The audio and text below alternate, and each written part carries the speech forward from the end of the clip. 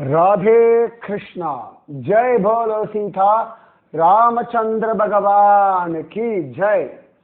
श्री राम जय राम, जय जय राम। श्री राम जय राम, जय जय राम। श्री राम जय राम, जय जय राम। श्री राम जय राम, जय जय राम। जय बोलो सीता रामचंद्र भगवान की जय। जय बोलो राष्ट्र गुरु समर्थ रामदास स्वामी की जय। जय बोलो वीर धीर सूर आंजनेय स्वामी की जय। नमः पार्वती पतये, हर हर महादेवा। ரொம்ப அழகான மகா சிவராத்திரி தினம். இந்த மகா சிவராத்திரி தினத்துல சிவபார்வதி கல்யாணம் நடந்ததாக காண கிடைக்கிறது.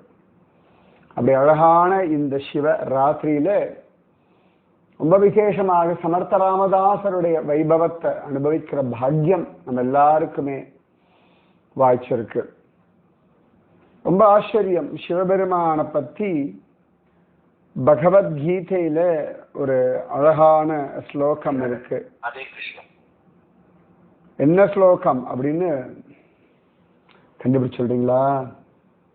10வது அத்தியாயத்துல வர்றது. என்ன சொல்றான் கிருஷ்ணன்? கண்டுபிடித்து சொல்லுங்கள். 10வது அத்தியாயம்னு சொல்லிட்டேன். அப்ப எத்தனாவது ஸ்லோகம்? என்ன சொல்றான் கண்ணன்? 2 நாளா கேள்வி கேட்கல. முன்னாடி கேட்ட கேள்விக்கு இன்னும் பதிலே இல்லை. யோசிங்க, ஜாலியா, தப்பே கிடையாது. சிவபெருமான் தான் ஆஞ்சநேய மூர்த்தியாக பூமியில பகவத் கைங்கரியம் பண்ண வந்தார் அப்படின்னு சில புராணங்கள்ல காண கிடைக்கிறது. ஸ்ரீமத் ராமாயணத்துல அது இல்லை, வால்மீகி ராமாயணத்துல இல்லை, ஆனா மற்ற இடங்கள்ல காண கிடைக்கிறது. சமர்த்த ராமதாசரும் ரொம்ப அழகா மகாபலேஸ்வரர் கூட ரொம்ப அழகா கொண்டாடினார் அப்படின்னு காண கிடைக்கிறது. சமர்த்த ராமதாசருடைய சிஷ்யை வேணா பாயி ரொம்ப அற்புதமா விஷத்தையும் குடிக்கிறாள். உங்க மனசு பலமாகட்டும். Be strong forever, for all reasons, for all seasons. ஏன்னா இன்னைக்கு உமன்ஸ் டே. இதை சொல்லியே ஆகணும்னு வேற ஒரு கட்டாயம் வந்துடுத்து நாட்டில். என்ன அநியாயம் தெரியுமா? இல்லை, பாதி பேருக்கு உமன்ஸ் டேனா என்னன்னு கூட தெரியாது. வாட் இஸ் த ரீசன் பிஹைண்டே தெரியாது. அது என்னன்னு கொஞ்சம் சொல்லிடுவோமா இன்னைக்கு? சரியா, நம்மளுடைய சனாதன தர்மத்துல நவராத்திரி தான் பெண்கள் தினங்கள். இந்த மாதிரி நிறைய சொல்லிட்டு போகலாம். முக்கியமா நவராத்திரி எடுத்துக்கலாம். எல்லாம் எவ்வளவோ காலமா இருக்கு. ஆனா இந்த பெண்கள் தினம் அப்படின்றது 1910 கிளாரா ஜெட்கின்ற ஒரு அம்மா தான் கோப்பன்ஹேகன்ல வச்சு இது பண்ணாங்க, அவ்வளவுதான். ஆனா 1911 இருக்குன்னு வச்சுக்கோங்களேன். சரியா சொல்லணும்னா 1975 தான் இதை மார்ச் 8 தான் உமன்ஸ் டே அப்படின்ற மாதிரி ஒரு கொண்டு வந்து பெண்களுக்கு சமத்துவம், பெண்களுக்கு ஓட்டுரிமை வேணும் அப்படிலாம். நம்ம சனாதன தர்மத்துல பெண்கள்லாம் ராஜ்ய பரிபாலனமே பண்ணியிருக்கார்கள் எவ்வளவோ நூற்றாண்டுகளுக்கு முன். புதுசா பேசிட்டு இருக்கா, தெரிஞ்சுக்கோங்க, அதுக்காக சொல்றேன். எப்பொழுதுமே ஒவ்வொரு நாளுமே பெண்களுக்கான முன்னேற்றம் தரக்கூடிய நாட்கள் தான். எப்பொழுதுமே பெண்களுக்கு அதிகாரம் என்றுமே உண்டு, சந்தேகமே கிடையாது. அர்த்தநாரி அப்படின்னு சிவபெருமான் பார்வதி தேவிய தன்னுடைய பாதியாகவே அழகா சிவன் பாதி சக்தியும் பாதி அப்படின்னு தான் நம்ம சனாதன தர்மம் சொல்றது. பிரம்மதேவனுடைய நாக்குல சரஸ்வதி தேவி இருக்கான்னு சொல்றோம். பகவான் விஷ்ணுவனுடைய மார்பில திருமார்பில தாயார் இருக்கா அப்படின்னு சொல்றோம். ஸோ சனாதன தர்மத்துல பெண்களுக்கு என்னைக்குமே மிக உயர்ந்ததான ஸ்தானங்களே கொடுக்கப்பட்டு உள்ளன. சரியா? Anyway no problem. Happy women's day. ஜாலியா இருங்கோ, சந்தோஷமா இருங்கோ, திருப்தியாக இருங்கோ. குடும்பத்தெல்லாம் பார்த்துட்டு உங்களுக்காகவும் வாழ பழகிக்கோங்க. ஏன்னா உங்களுக்காகவும் நீங்கள் வாழணும். உங்களுக்காகவும் நீ அழுத்தமா சொல்லணும்னா உங்கள் வாழ்க்கையை நீங்க விட்டுட வேண்டாம். எல்லாம் பண்ணுங்க. உங்களை பேஸ் பண்ணிட்டு எல்லாம் பண்ணுங்க. புரியுறதா? உங்களுடைய சுயத்தை நீங்கள் இழக்க கூடாது. நீங்க ஒரு ஜீவன், நீங்க ஒரு அழகான படைப்பு. அதனால உங்கள் அனைவருக்கும் வாழ்த்துக்கள், ஆசீர்வாதங்கள். ஆனந்தமா இருங்க. உங்களுக்கு நியாயம்னு பண்றதா தைரியமா சொல்லுங்க. உங்களுக்கு சில விஷயங்கள் நியாயமா படலையே, எனக்கு இதுல உடன்பாடு இல்லைன்னு சொல்லுங்க.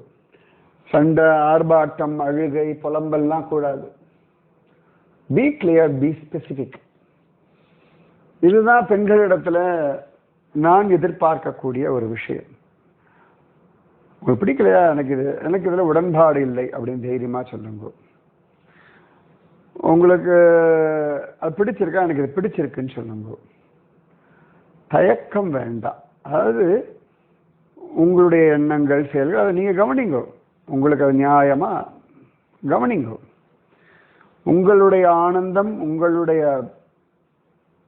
விஷயங்களை நீங்க உங்க மனசினாலே உணருங்கள். புரிகிறதா? அப்பொழுதுதான் சரியாக வரும். வேணாபாய் விஷத்தை குடிச்சுட்டு நாம ஜபம் பண்ணிட்டு இருக்கா. ஒன்னும் ஆகல. எல்லாருக்கும் ரொம்ப வருத்தம், இப்படிப்பட்ட வேணாபாய் அப்படி சொல்லிட்டோமே அப்படின்னு. டக் டக் டக் டக் காம்பீரியமான ஒரு நட. வேற யாரு? ஜெய ஜெய ரகுவீர் சமார்த் வந்துட்டார். வந்தோடனே எல்லாரும் கொஞ்சம் பயப்படுறான். ஏன்னா ரொம்ப காம்பீரியமானவர். அடிதடியில பயப்படவே மாட்டார். அது வரும்போது அவருடைய ஒரு முக்கியமான ஒரு முழக்கம் உண்டு இல்ல, வார்க்கை மாதிரி. சமர்த்த ராமதாச முழக்கம் உண்டு. சமர்த்தாச்சியா சேவகா வக்ரபாஹே அசா சர்வ பூமண்டலி கோணாஹே ஜயாச்சி லீலா வர்ணித லோகதின்ஹி நுபேக்ஷி கதா ராமதாசாபிமானி. யாருக்கு தைரியம் இருக்கு சமர்த்தனான ராமனுடைய சேவகர்கள் பக்கத்துல தப்பா பேசவோ தப்பா நடந்துக்கவோ பூமண்டலத்துல யாருக்கு இருக்கு? 3 லோகத்துக்கு எஜமானனான ராமனுடைய தாசர்களை யாராவது தான் பண்ணிட முடியுமா என்ன? அப்படி ஒரு காம்பீரியம். அதை கேட்ட உடனே அவ நடுங்க ஆரம்பிச்சுட்டான். அதை கேட்ட உடனே உள்ள இருந்த இந்த வேணாபாயினுடைய அம்மா, வாசல இருந்த அப்பா, எல்லாரும் ஏகமா திரும்பி பார்க்கிறா. ஊரே திரும்பி பார்க்கறது. வேணாபாய் கையை கூப்பிண்டு ஸ்ரீராம ஜெய ராம ஜெய ஜெய ராமா ஸ்ரீராம ஜெய ராம ஜெய ஜெய ராமா அப்படின்னு ஜபிச்சுட்டே ஓடி வந்து சமர்த்த ராமதாசரை சேவிச்சான். சமர்த்த ராமதாசரை பார்த்தார். ஜெயிச்சுட்டேடி அப்படின்னார். உங்க ஆசீர்வாதம் குருநாதா அப்படின்னார். அப்ப எல்லாரும் சமர்த்த ராமதாசர் காலில் விழுந்து மன்னிச்சிடுங்கோ அப்படின்னார். இப்ப சமர்த்த ராமதாஸ் சொன்னார், என் காலில் எதுக்கு விழுந்து மன்னிப்பு கேட்கணும்? நீங்க அபச்சாரப்பட்டது அவள் இடத்துல. அந்த பொண்ணுகிட்ட கேளுங்க. உங்க ஊர் பொண்ணு, நீங்க பார்த்து வளர்ந்த பொண்ணு அப்படின்ட்டு அது கொஞ்சம் அவளுக்கு சுருக்குன்றது. ஏன்னா அவ ஊர் பொண்ணு, அவர்கள் பார்த்து வளர்ந்த பொண்ணு, அவ வாழ்க்கையுடைய ஒவ்வொரு காலகட்டமும் அவளுக்கு தெரியும். யாரோ ஒருத்தர் சந்தேகத்தை விதைச்சா அதை அப்படியே பெருசு பண்ணிட்டா. அத்தனை பேரும் கையை கூப்பிண்டு, வயசானவா ஆண்கள் பெண்கள் எல்லாரும் கையை கூப்பிண்டு வேணாபாய் கிட்ட மன்னிப்பு கேட்கிறா. வேணாபாய் சொல்றா, என்கிட்ட நீங்க மன்னிப்பெல்லாம் கேட்கவே வேண்டாம், எனக்கு நீங்க உபகாரம் தானே பண்ணிருக்கேன். எல்லாரும் பார்த்தா, என்ன உபகாரம்? என் குருநாதனுடைய மகிமையும் என் ராமராயாவினுடைய ராமநாம மகிமையும் இன்னைக்கு எனக்கு ஒரு தடவை நன்னா புரிஞ்சது இல்லையாண்டா. உங்களுக்கு புரிஞ்சுதுன்னு சொல்லல, உண்மை அதுதானே. ஒவ்வொரு சவாலான சூழ்நிலைகளிலும் ஒவ்வொரு பிரச்சனைகளிலும் நம் குருவின் மகிமை, நம் பகவானுடைய நாம ஜப மகிமை நமக்கு இன்னும் தெளிவாக ஆழமாக உள்ளபடி புரிகிறது. நம்ம மனசுக்கு அடுத்த வாழ்க்கை புரியுது. நமக்கு இன்னும் அது நம்பிக்கை ஆழமாக, நமக்கு இன்னும் தைரியம் கூடுறது, நமக்கு இன்னும் ஸ்ரத்தையும் வினயமும் கூடுறது. இந்த பதில் அவளெல்லாம் கொஞ்சம் இந்த பொண்ணை பார்த்து இப்படி சொல்லிட்டாங்க. அவ ரொம்ப சாதாரணமா சொல்றா, என் குருநாதன் மகிமை, நாம ஜப மகிமை. ஏன்னா பிரகலாத சரித்திரம் எல்லாம் கேட்டிருக்கேன், மீரா மாதா சரித்திரம் எல்லாம் கேட்டிருக்கேன், எத்தனையோ மகாத்மாக்கள் சரித்திரம் எல்லாம் கேட்டிருக்கேன். ஆனா இப்படி ஒரு சூழ்நிலை, இந்த சூழ்நிலையில இவ்வளவு தூரம் நம்பிக்கை, தைரியம், உற்சாகம் எல்லாம் கிடைச்சது உங்களால தானே. அதனால நான் உங்களுக்கெல்லாம் நன்றி கடன் பட்டிருக்கேன். நிஜமாகவே வாழ்க்கையில துவண்டு போகும் பொழுதெல்லாம் உங்களை அவமானப்படுத்தினவாளை நினைச்சுக்கோங்க. என்ன அப்படி பைத்தியகாரமா சொல்ல நினைக்கல, பைத்தியகாரமா சொல்ல. அப்போ வாழ்க்கையில ஒரு வேகம் வரும், ஒரு வைராக்கியம் வரும், ஒரு தெளிவு வரும், ஒரு தீர்மானம் வரும். இந்த டல் மூமெண்ட்ஸ் எல்லாம் ஓடிவிடும். இந்த டல் மூமெண்ட்ஸ் ஒன்றும் புரியல, என்னமோ போ அப்படின்னு சமயத்துலலாம் உங்களுடைய அவமானங்களை கொஞ்சம் அப்படி நினைச்சுக்கோங்க. உங்களை அசிங்கப்படுத்தினவா, உங்களை கேவலப்படுத்தினவா, உங்களை தப்பா பேசினவா, உங்களை கொஞ்சம் அப்படி நினைச்சேன்னா விரு விரு விரு விரு விரு ஒரு திமிரு வரும் பாருங்க, சகம். அந்த திமிரு உடனே பகவன் நாம ஜபம் பண்ணணும், வாழ்ந்து காட்டணும். புரியறதோ? புரியணும். அவ இப்படி சொன்னவங்க அவளுக்கு என்ன பண்றதுன்னு தெரியல. சமர்த்த ராமதாசர் கிட்ட நம்ம வேணாபாயி அம்மாவும் அப்பாவும் காலில் விழுந்தா, என்ன சொல்றதுன்னு தெரியல சுவாமி. எங்க பொண்ணுதான், அவ மேல குற்றம் இல்லைன்னு தெரியும், ஆனா கையறு நிலை, எங்களால ஒன்றும் பண்ண முடியல. இந்த உலகம், இந்த சமுதாயம், இந்த சமூகம், எனக்கு ஒண்ணுமே தெரியல. உங்களை நினைச்சுட்டு இருந்தோம், நாம ஜபம் ஜபிச்சோம், நீங்க அழகா எங்க பொண்ணை பத்தி எங்களுக்கு ஒரு கவலை இருந்தது சுவாமி. ஆனா அந்த கவலைகளை மாத்தி கொடுத்துட்டு அவளுடைய நம்பிக்கை, அவளுடைய தைரியம், அவளுடைய உற்சாகம், அப்பா இனி எங்களுக்கு அவளை பத்தி கவலையே இல்லை சுவாமி அப்படின்னா ஊர் ஜனங்கள்லாம் பார்த்துட்டு இருக்கா. அப்ப அவர் சொன்னார், சுவாமி எனக்கு பிக்ஷை கொண்டு வரேன், நேரமாக. அவர் சொன்னார், இன்னைக்கு சாதாரண ஒரு பிக்ஷை, வயிற்றுக்கான சாப்பாடோ இல்லாட்டி பாலோ பழமோ அதுக்காக வரலமா, அதை விட பெரிய பிக்ஷை எனக்கு வேணும். என்ன பிக்ஷை வேணும் சொல்லுங்க சுவாமி, உசுர கேட்டாலும் தரேன் அப்படின்னா வேணாபாயினுடைய அம்மா. அப்ப அவர் சொன்னார், உசுர வச்சு என்னவா பண்றது, அதை காட்டிலும் வசதியான ஒண்ணு கேட்கிறேன், சரியா? சொல்லுங்க சுவாமி. இந்த உன் பொண்ணு எனக்கு பிக்ஷையா கொடுத்துறேன், நான் அவளை சாஃபல் கழிச்சுட்டு போயிடுறேன். அப்படியே சிரித்து போயிடுச்சு வீணாபாய். ஏன்னா அவன் மனசுக்குள்ள அந்த ராத்திரி எல்லாம் பேசிட்டு இருக்கும்போது சுவாமி கிட்ட இந்த கேள்வி கேட்கணும்னு இருந்தா, சுவாமி நான் உங்களோட சாஃபல் வந்துட்டோமா அப்படின்னு. என்னமோ அப்படி கேட்காம வந்துட்டா, சரி பார்த்துக்கலாம் மனசுக்குள்ள நினைச்சுட்டே இருந்தா. இப்ப சுவாமி பிக்ஷையா கேட்கிறார்.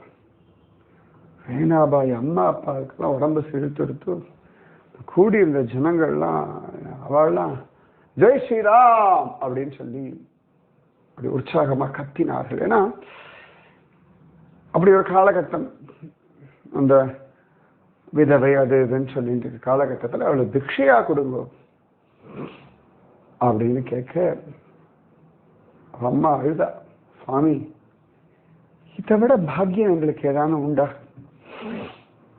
எனக்கே இது உங்ககிட்ட கேட்கணும்னா கேட்கலாமா கூடாதா என்னெல்லாமோ ஒரு சந்தேகம் சுவாமி.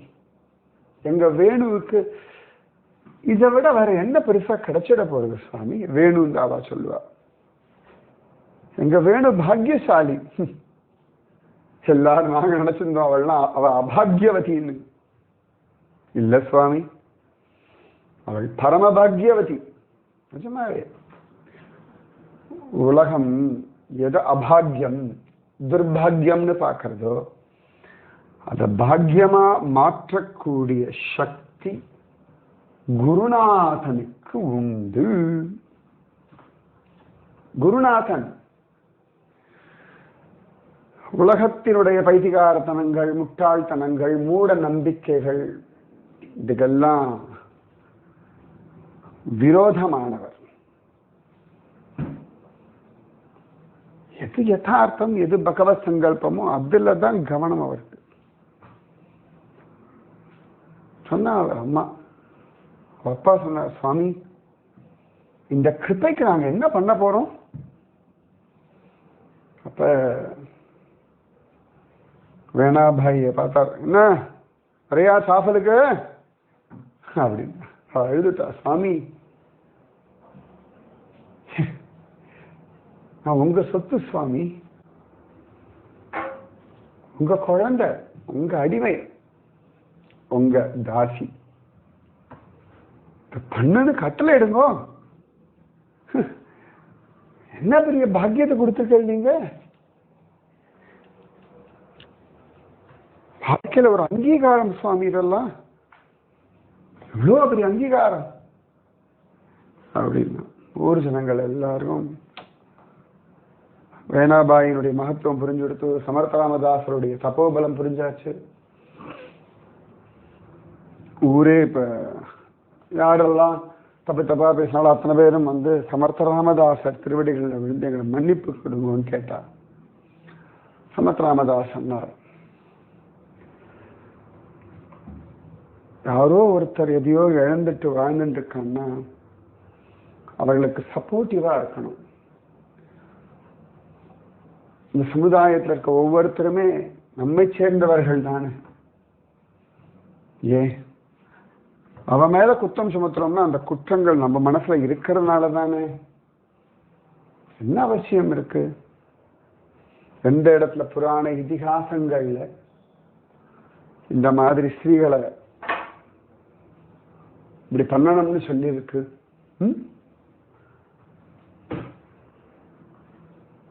இல்ல இது அபாகியம், எது துர்பாகியம்? எவ்வளவு அழகா சன்னியாசிகள் போல ஒரு வாழ்க்கைய வாழறா. எத்தனை வைராக்கியம் இந்த குழந்தைகளுக்கு. வயசுக்கு ஆசைகள் அனுபவிக்கிற காலகட்டத்துல ஆசைகளை சுட்டரிச்சு போட்டு இருக்கா தங்களுடைய தப்போபலத்தினால. யாரால முடியும்? நிறைய சத்சங்கம் கேளுங்கோ, நாமஜபம் கேளுங்கோ, பாகவதால பத்தி தியானம் பண்ணுங்கோ. இந்த துகாராம் மகாராஜ் எவ்வளவு விஷயங்கள் சொல்லியிருக்கார் அபங்கத்துல அப்படின்றார். ராம்தேவ் மகாராஜ் அப்பதான் சொல்ற, ஏன் ஜனாபாயி முக்தாபாயி சரித்திரம் எல்லாம் கேட்டிருக்கல, காணோ பாத்திராலாம். ஏன் நம்ம காலகட்டத்துல நம்மளை சுத்தி இருக்கக்கூடிய பெண்கள் காணோ பாத்திராவாக, ஜனாபாயாக, முக்தாபாயாக இருக்க முடியாதான்னு ரெண்டு தானே இருக்கா. அவங்க கண்டதுக்கு அப்ப பார்த்தாச்சே. இந்த மாதிரி நிறைய பேர் உண்டு அப்படின்னா.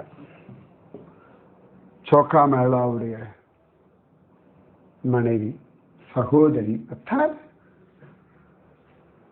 எல்லாரும் அப்பதான் யோசிக்கிற அந்த கதைகள்லாம் கேட்டிருக்கோம். ஆனா பிராக்டிக்கலா அவ கண்டதற்க ஒரு பெண் பக்தி பண்ணும் பொழுது, நாம ஜபம் பண்ணும் பொழுது, அவள் வசந்த ஒரு தியானத்துல இருக்கும் பொழுது அவளை பத்தி தப்பா பேசுறாள். எல்லாரும் வாஸ்தவம் தான் ஒத்துண்டா. அப்ப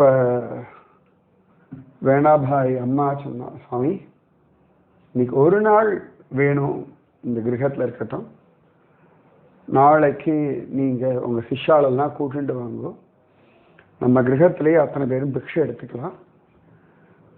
அதுக்கப்புறம் நீங்க உங்க சிஷ்ய உங்க குழந்தைய அழகா நீங்க அழிச்சுட்டு போகலாம். எங்களுக்கு ரொம்ப சந்தோஷம் சுவாமி. வேணுபாய்க்கு கனவா நினவா சத்தியமா புரியல. அதான் குரு. ஆனா இது எதையுமே காட்டிக்கவே இல்லையே, தெரியாத ராமதாசருக்கு. சில சந்தர்ப்பங்கள்ல வாழ்க்கையினுடைய பயங்கரமான காலகட்டங்கள்ல குரு அமைதியா தான் இருப்பார். எதுக்குன்னா நீங்க உங்க லைஃப் ஹேண்டில் பண்ணணும், உங்களுக்குள்ள உறுதி வரணும், உங்களுக்குள்ள நம்பிக்கை வரணும், உயர்ந்த இடத்துக்கு போகணும்னு வச்சுக்கோங்களேன். அதற்கு அத்தனை பொறுமையும் நம்பிக்கையும் தைரியமும் சவால்களை சமாளிக்கக்கூடிய புத்தியும் கட்டாயம் அவசியம். எந்த அவசரத்துக்கு போகணுமோ அந்த அவசரத்துக்கு ஏற்றாற் போல பக்குவப்பட்டுத்தானே ஆகணும். ரொம்ப சந்தோஷம். ஜெய ஜெய ரகுவீர் சமர்த் அப்படின்னு கிளம்பிட்டார் சமர்த்த ராமதாசர். கோலாப்பூர்ல ஒரு பெரிய புரட்சியை உண்டு பண்ணிட்டார். அப்ப பல பேருக்கு அவ வீட்டில் இருக்கக்கூடிய இந்த மாதிரி கணவனை இழந்தவர்கள் மேல ஒரு மரியாதை, சமுதாயத்திலே ஒரு ஒரு புதிய பார்வை, எஸ் ஒரு புதிய பார்வையை கொடுத்துட்டார் சமர்த்த ராமதாசர். The new vision, ரீவிஷன். கட்டாயம் வாழ்க்கை அழகு, வாழ்க்கை உயர்ந்தது, வாழ்க்கை மகோன்னதமானது, வாழ்க்கை அத்தியுதமானது. சரி, பகவான் நான் தான் சிங்கம், நான் தான் கருடன்லாம் சொல்றான். அப்ப ஸ்திரீகளை பத்தி சொல்லும் பொழுது எல்லாம் சொல்லியிருப்பான்ல, கீதையில இருக்குல்ல, எங்க ஏதுன்னு கண்டுபிடிச்சு சொல்றீங்களா? மீதி விஷயம் நாளைக்கு. ஸ்ரீராம ஜய ராம ஜய ஜய ராம, ஸ்ரீராம ஜய ராம ஜய ஜய ராம, ஸ்ரீராம ஜய ராம ஜய ஜய ராம, ஸ்ரீராம ஜய ராம ஜய ஜய ராம. जय बोलो सीतारामचंद्र भगवान की जय. जय बोलो राष्ट्र गुरु समर्थ रामदास स्वामी की जय. जय बोलो वीर धीर सूरांजनेय स्वामी की जय. जय बोलो भारत माता की जय. जय बोलो नारी शक्ति की जय. राधे कृष्णा। जय बोलो संत वेना बाई की जय जय जय जय जय। राधे कृष्णा।